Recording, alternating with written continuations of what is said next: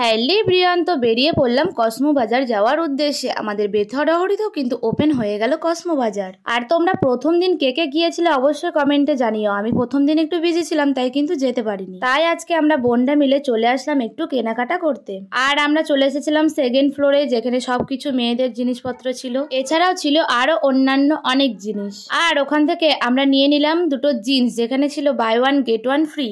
তারপরে আমি কিছু জামা আর এই যে স্কার্টগুলো দেখছিলাম। আর তারপরে চলে গিয়েছিলাম থার্ড ফ্লোরে, যেখানে ছিল সব বাচ্চাদের জামা। আর সত্যি কথা বলতে বাচ্চাদের জামাগুলো এতই সুন্দর লাগছিল যে আমার বোন বলছে আমি যদি এখন ছোট থাকতাম তাহলে আমি এই জামাগুলো কিনতাম।